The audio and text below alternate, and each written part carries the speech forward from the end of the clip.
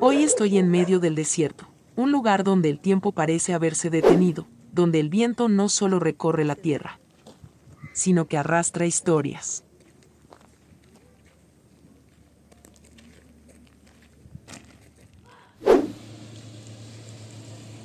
Estoy en Humberstone, una ciudad que hoy parece olvidada, pero que alguna vez estuvo llena de vida, de familias, de sueños y de esfuerzo.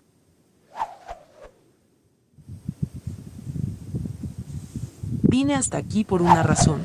Quería ver con mis propios ojos cómo, en un entorno tan extremo, el ser humano fue capaz de levantar algo tan grande, y también comprender qué fue lo que hizo que todo quedara atrás.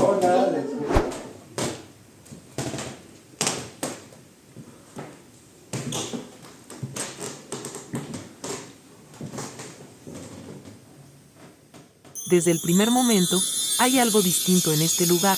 No es solo el calor, no es solo el polvo, es una sensación difícil de describir, como si estas calles aún guardaran algo más. Caminar por estas calles es como entrar en otro tiempo. Las casas siguen en pie, las ventanas abiertas, las puertas, algunas aún colgando, todo parece detenido, y mientras avanzas, empiezas a notar algo.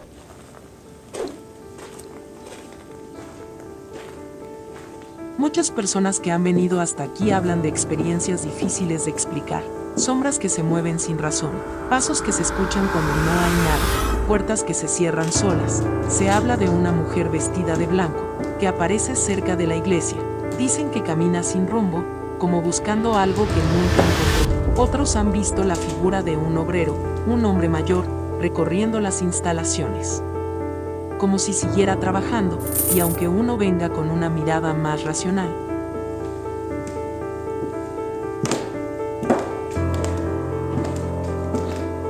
cuando estás aquí, cuando el viento pasa entre las estructuras, cuando todo está en silencio, no es tan fácil ignorarlo, porque este no es un lugar cualquiera. Aquí hubo vida, y donde hubo vida, queda algo. Y eso se siente en los detalles, en el crujir de la madera cuando el viento pasa, en el eco de tus propios pasos, que no siempre parecen tuyos, en esa sensación constante de que no estás completamente solo. Hay rincones donde el aire cambia, donde el ambiente se vuelve más denso, más frío, más pesado. Algunos visitantes hablan de susurros, otros dicen haber sentido que alguien los observa, aunque no haya nadie, y no es necesario ver algo para percibirlo. A veces basta con quedarse en silencio, detenerse un momento y escuchar.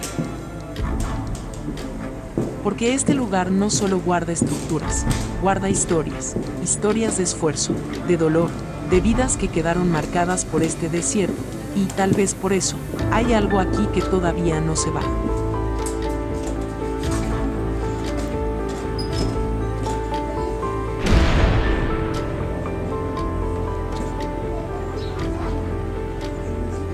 Pero para entender lo que es hoy, hay que mirar con calma lo que fue. A finales del siglo XIX, este lugar dejó de ser solo desierto, y comenzó a transformarse en uno de los centros industriales más importantes del mundo. Aquí se extraía el salitre, un recurso natural que, en su momento, fue tan valioso que llegó a ser conocido como el oro blanco. El salitre provenía del caliche, una roca que se encontraba bajo la superficie de este desierto. A través de un proceso de extracción y refinamiento, se obtenía nitrato natural, un compuesto altamente demandado a nivel mundial, y desde este lugar tan aislado, ese recurso viajaba miles de kilómetros, llegaba a Europa, a Estados Unidos, y alimentaba campos enteros. Porque el salitre, como fertilizante, permitió mejorar la producción agrícola en distintas partes del mundo. En una época donde alimentar a la población era un desafío constante, este material se volvió fundamental. Pero ese no era su único destino, también era utilizado como base para la fabricación de pólvora y explosivos, y ahí es donde aparece el contraste. Desde este mismo suelo, se generaba vida, y también destrucción. Es difícil no detenerse a pensar en eso, un mismo recurso, Dos realidades completamente opuestas. Y todo comenzaba aquí, en medio del desierto más árido del planeta. Con el paso del tiempo, la industria creció. Se instalaron grandes oficinas salitreras, como Humberstone y Santa Laura, que llegaron a convertirse en verdaderos centros urbanos. No eran solo lugares de trabajo, eran ciudades completas, con viviendas organizadas en calles, una plaza central, teatro, escuela, iglesia, hospital.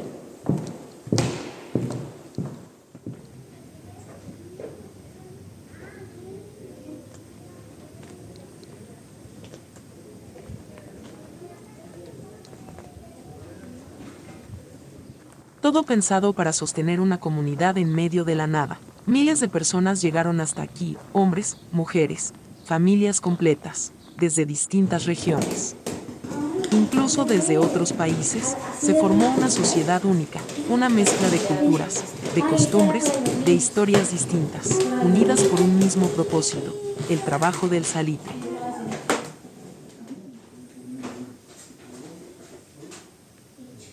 El sistema de producción también fue evolucionando, desde métodos más rudimentarios, hasta procesos más complejos como el sistema SANCS, que permitió aumentar la producción y organizar mejor estos campamentos. Todo crecía, todo avanzaba, y por un momento, parecía que este lugar no tenía límites, que este desierto había sido conquistado, pero incluso en ese auge, ya se estaban sembrando las condiciones de algo que, más adelante, cambiaría todo.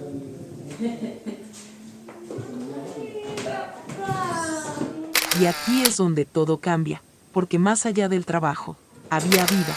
Las personas no solo venían a trabajar, venían a vivir. Aquí nacían niños, aquí daban sus primeros pasos sobre esta tierra seca, aquí iban a la escuela, aprendían a leer, a escribir, pero también aprendían lo que significaba vivir en este entorno. Aquí crecían. Jugaban entre el polvo, entre las calles de tierra, se acostumbraban al calor del día y al frío de la noche. Aquí se enamoraban, formaban familias, construían una vida con lo que tenían, y muchas veces, aquí también terminaba su historia. Este lugar no era solo un campamento, era un mundo completo. Un microcosmos aislado del resto. Entre Pisagua y Taltal se formó una sociedad única, marcada por el trabajo, pero también por la convivencia, por la adaptación, por la necesidad de sostenerse unos a otros. Aquí lo laboral, lo familiar y lo social no estaban separados, todo era parte de lo mismo.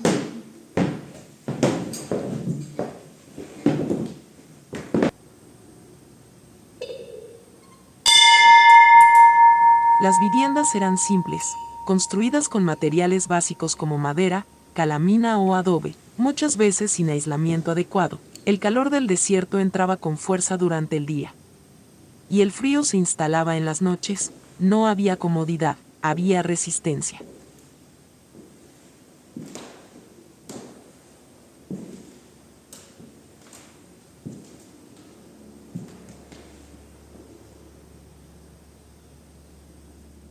La alimentación no siempre era variada, dependían en gran parte de lo que ofrecían las pulperías, almacenes controlados por las mismas empresas, donde los productos eran limitados y los precios estaban definidos. Muchas familias vivían con lo justo, y aún así, lograban sostenerse. La salud era otro desafío constante. El polvo del salitre afectaba las vías respiratorias. Enfermedades como la tuberculosis eran comunes, y el acceso a atención médica era limitado.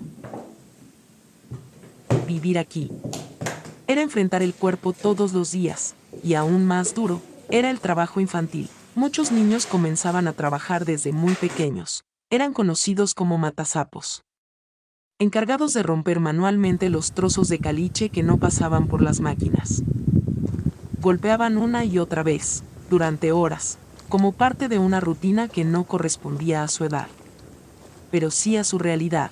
Crecían rápido, demasiado rápido. Algunos lograban avanzar en el sistema, otros quedaban en el camino, y aún así, en medio de todo eso, había comunidad, había solidaridad, había respeto, se formaban lazos fuertes, vecinos que se apoyaban, Familias que compartían lo poco que tenían, personas que encontraban compañía en medio del aislamiento. Había sindicatos, organización, intentos por mejorar las condiciones de vida, y también había espacios para lo humano. Teatro, música, celebraciones, momentos donde, por un instante, la dureza del entorno quedaba en pausa. Eso me hace pensar mucho, porque hoy, con más comodidades, muchas veces estamos más desconectados, y aquí, en condiciones mucho más difíciles, existía algo que hoy cuesta encontrar, un sentido de comunidad, una forma de vivir donde el otro importaba, donde, a pesar de todo, había algo que sostenía, y eso no se puede ignorar.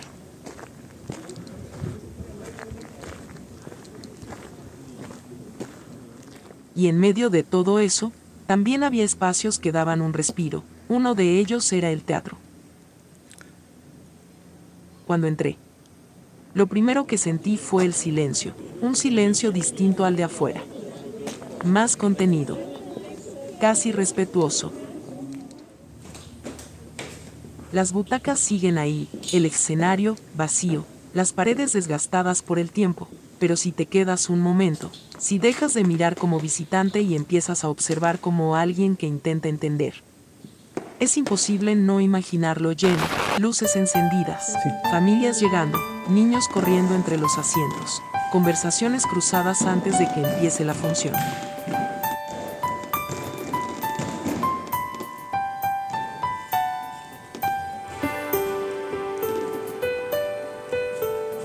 En un lugar tan aislado. Esto no era solo entretenimiento, era un punto de encuentro, un espacio donde la rutina se detenía. Aunque sea por un momento, aquí se proyectaban películas, había obras, música, presentaciones, y por un rato, el desierto quedaba afuera.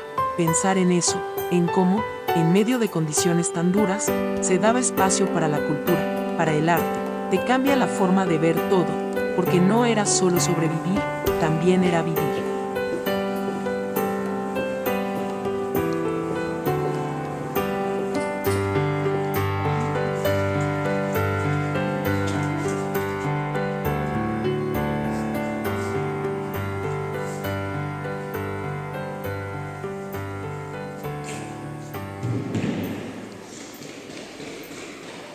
Y si había un lugar que todos conocían, un lugar que formaba parte del día a día de cada familia, ese era la pulpería. Era mucho más que un simple almacén, era el centro del movimiento cotidiano. El lugar donde se conseguía lo necesario, y también donde se cruzaban las historias. Aquí se compraba con fichas, esas mismas que los trabajadores recibían como pago.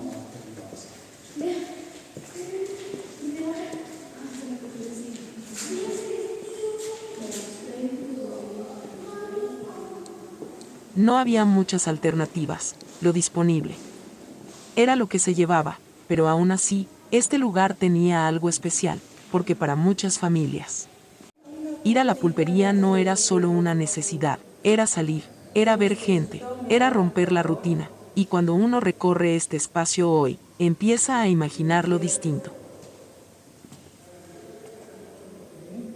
No era solo un almacén, aquí estaba la carnicería, los abarrotes, las verduras que llegaban con dificultad, la panadería, donde el pan se hacía en el momento, llenando el ambiente con ese olor cálido que contrastaba con la dureza del entorno. También estaban las bebidas, los utensilios del hogar, todo lo necesario para sostener la vida en medio del desierto, concentrado en un solo lugar.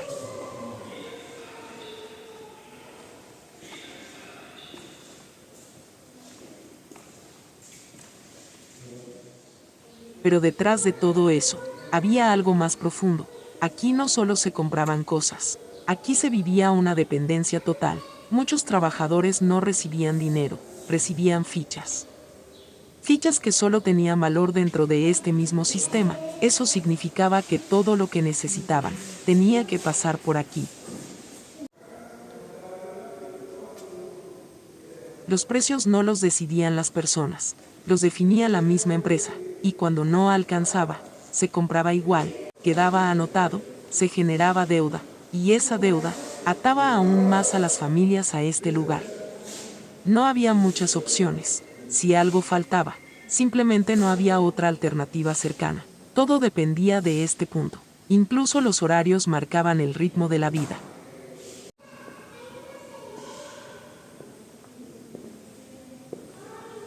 Si la pulpería cerraba, no había forma de conseguir nada más, y aún así, este espacio seguía siendo un punto de encuentro.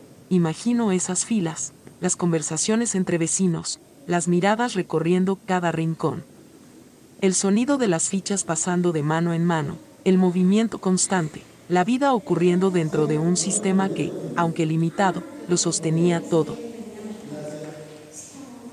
Porque al final, la pulpería no era solo una tienda, era parte del sistema que organizaba la vida diaria, un lugar donde se cruzaban lo necesario para vivir, y las condiciones que definían cómo se vivía.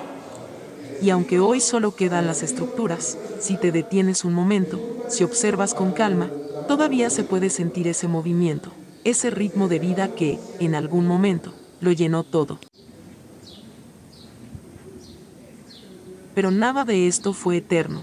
Con el paso del tiempo, todo empezó a cambiar. Lo que parecía sólido, comenzó a debilitarse. La aparición del salitre sintético, desarrollado en Europa, marcó un antes y un después.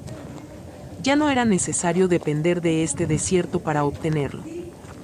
La demanda cayó, los precios bajaron, la industria dejó de ser lo que era, y lo que alguna vez sostuvo a miles de familias, empezó a desaparecer. La economía se fue apagando poco a poco.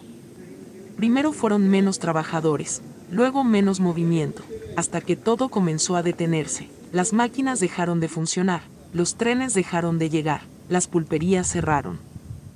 Y con eso, las familias comenzaron a irse, algunos buscando nuevas oportunidades, otros simplemente obligados por la situación. Las casas quedaron vacías, las calles en silencio, los espacios que antes estaban llenos quedaron inmóviles. Y el desierto volvió a tomar su lugar. El viento comenzó a recorrer lo que antes era vida, la arena empezó a cubrir las huellas. Y el silencio volvió, pero esta vez, no como pausa, sino como final. Hoy, Humberstone permanece como testimonio, no solo de una industria, sino de una forma de vida completa. Un lugar donde el esfuerzo humano logró imponerse, por un tiempo, a uno de los entornos más extremos del planeta. Fue reconocida como patrimonio de la humanidad, como una forma de preservar lo que aquí ocurrió. Pero más allá del título, este lugar tiene algo distinto. No es solo historia, es una experiencia, es un espacio que obliga a detenerse, a mirar con calma, a recorrer sin prisa, a sentir lo que quedó. Cada estructura, cada calle, cada rincón, tiene algo que contar, no desde el ruido, sino desde el silencio.